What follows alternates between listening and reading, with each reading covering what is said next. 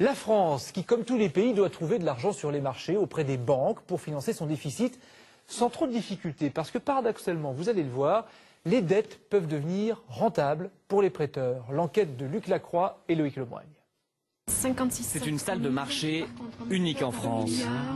44,5. Au cœur du ministère des Finances, ces fonctionnaires brassent des milliards, mais uniquement pour le compte de l'État. Leur mission, emprunter chaque semaine sur les marchés pour boucler le budget de la France. Lundi dernier, ils devaient trouver 7,5 milliards d'euros. Comme c'est des titres à court terme, ça sert en fait aussi également à financer les besoins à court terme, les besoins de trésorerie, si vous voulez, de l'État qui correspondent aux écarts qui peuvent exister entre le rythme des dépenses et le rythme où rentrent les recettes. Pour emprunter au meilleur taux, l'agence France Trésor organise des enchères. Le club est très sélect. Seules 20 banques parmi les plus grandes au monde peuvent y participer. Chacune propose à l'État de l'argent avec un taux d'intérêt. L'agence sélectionne ensuite les meilleures offres. Encore une minute. Et cette semaine, malgré la crise, les banques ont de l'appétit pour la dette française. Les enchères sont nombreuses, 2 fois plus que les besoins de l'État.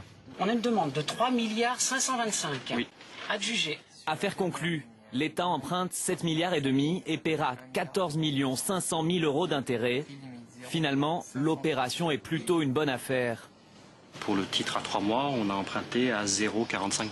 On emprunte à des conditions qui sont 6 fois meilleures qu'avant la crise. Terminé, 14h50. Très bien noté, la France ne paye que 0,45% d'intérêt pour emprunter à 3 mois.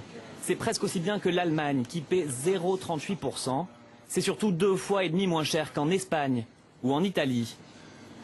Parmi les gros acheteurs de dette française, il y a Natixis, juste de l'autre côté de la Seine. Cette banque fonctionne comme un grossiste. Ses clients, des investisseurs, lui demandent de la dette française.